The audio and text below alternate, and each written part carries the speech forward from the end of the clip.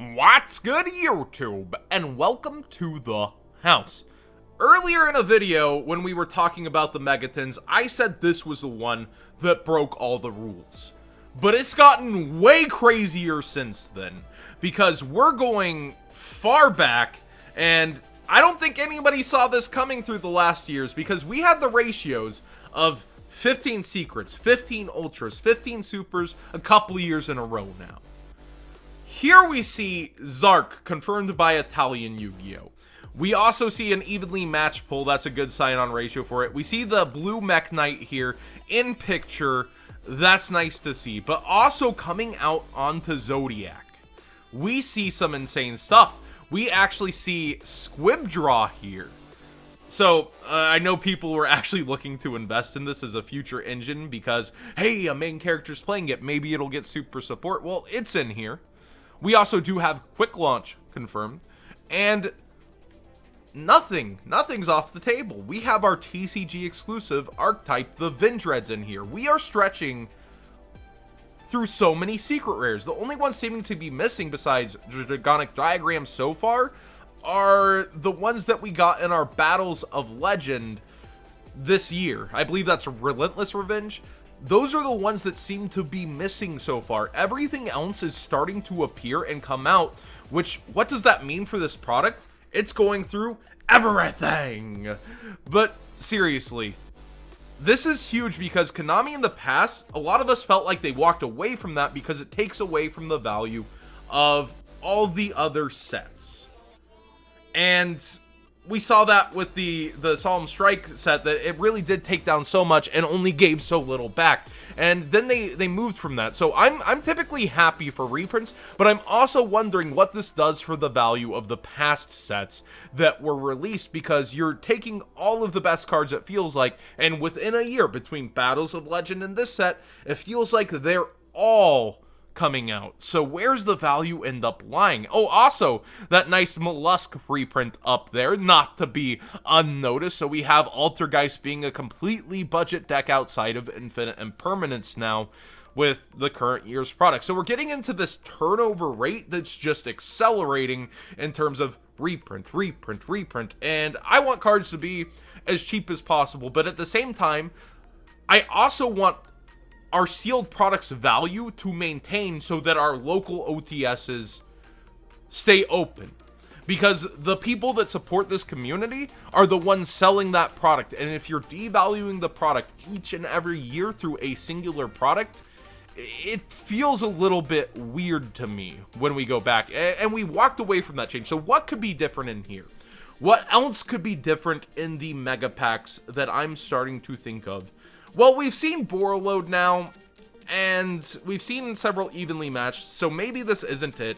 I hate to be the one to scream it from the rooftops typically, but maybe there's some weird ratio / short prints in the Megatins this year. Hopefully not. I really do appreciate that in the past, Megatins have stayed free, similar to core sets, of short prints, but now that core sets have been touched in a sense to where certain secret rares are getting shorter printed, will the Megatins be walloped? I feel like I'm the only one screaming it from the rooftops, and I do want to shout out Team APS actually for having a discussion, a very sit-down, don't take either side discussion on short prints and how people feel about them. And there's no denying the math. It's not just vendors trying to set something up, because you have so many different sources. You have YCS competitors such as Junk's Playground. Yes, they're opening product to sell it, but showing off the ratios, that's a face in the community that's not going to do that. So with all these different sources coming together, it's not just them. It's not just vendors trying to make money by saying these exist, because Impermanence, everybody thought that it would be a $50 card, and here it is sitting at $80. Now, my thoughts on this change are, overall, even if they don't short print, this hurts past value, and it hurts being able to go for singles. It hurts being able to continually go after product like we used to be able to, and kind of start trading for stacks of the card. Instead, you have to keep a lower quantity, which is fine overall for the average trader, but it's just accelerating it so much that big oof. Like, I'm happy as a player. I'm happy that I get my entire Mech Knight engine to go with my new Invokes. Like, Invoke Mech Knight is a somewhat common deck that people enjoy to play, and now more than ever has an OTK factor. So I'm happy as a player that I currently don't have my Mech Knights. I can get this deck relatively cheap now overall and play it for tabletop outside of the hand traps. But seriously, I get to get this deck together, the core, relatively cheap. Like, and you know, hand traps can go between different decks. It's not like that's the biggest deal breaker when you have quote-unquote staples that can flip between decks. So I'm torn. That's my end of the day thought. I'm torn on this change.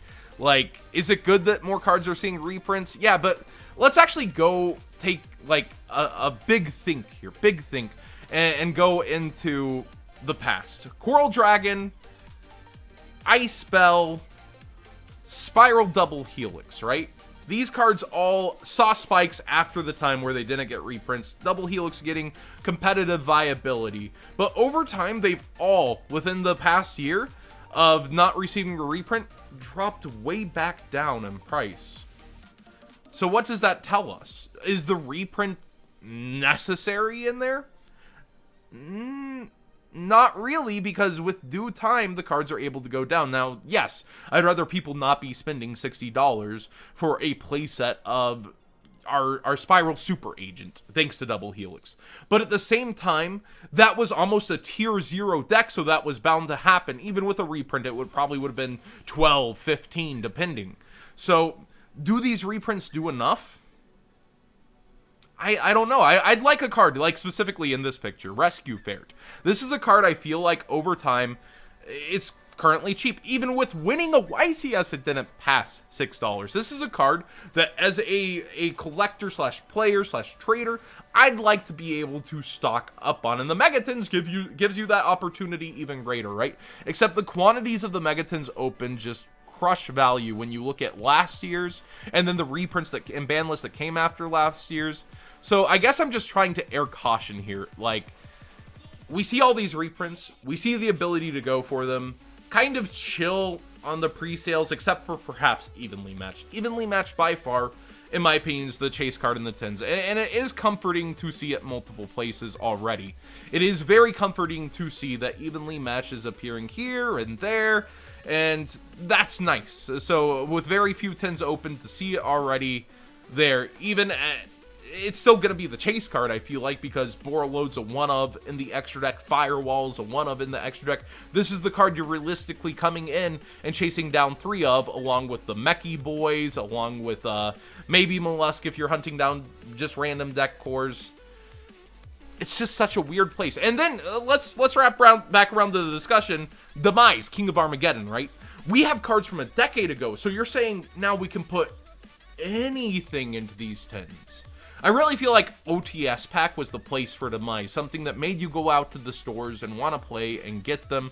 That would have been just a fine and dandy place for Demise King of Armageddon, but we put them and again broken the rules into this product. I'm a fan of that. First off, like, the common pool is so diverse that if you put a common in the Megatins, it's harder to get than anything. It really is. Despite having more commons in the packs, you're looking at about 36 commons per 10 out of a pool of what, like 160, 180, something ridiculous in terms of how many commons are going to be in the tens. So I'm actually a pretty big fan of sneaking in cards like that that could retain value later.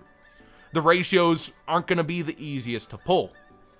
So I do like that aspect. And what are some cards you guys would like to see snuck in like that need a reprint after forever? Maybe, I don't know, Elemental Hero Airneos that we just talked about on Market Watch. By the way, there's a Market Watch up today. This video is probably gonna kill its views because I'm gonna put it up so close.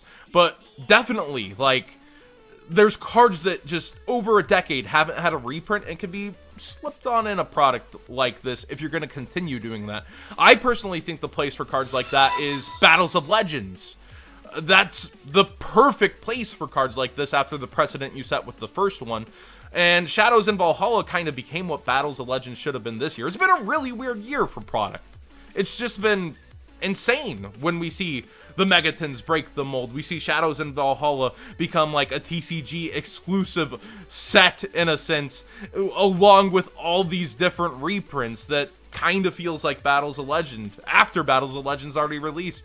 There's so much just movement and like waves in the product this year. How do you guys feel about these changes? Personally, as a player, like I said, which should be most of you, I'm happy, but I'm also worried for OTSs and stores. I don't want to see more SECE, Secrets of Eternity. I don't want to see more Next Challengers, NECH. I don't want to see products like this that flop over time because people know reprints are coming and end up super top heavy. That's not what I want to see overall for the sake of our stores. But what do you guys think as players? Are you excited for this change? But also, are you maybe a little upset because now also the ratios go down on pulling evenly matched, just by default, because there's more secret rares. The power cards, evenly matched, bore load, firewall, your chances to pull them go down because there's also more secrets. So how do you feel overall about this change as both a player? Because there's the downside as a player.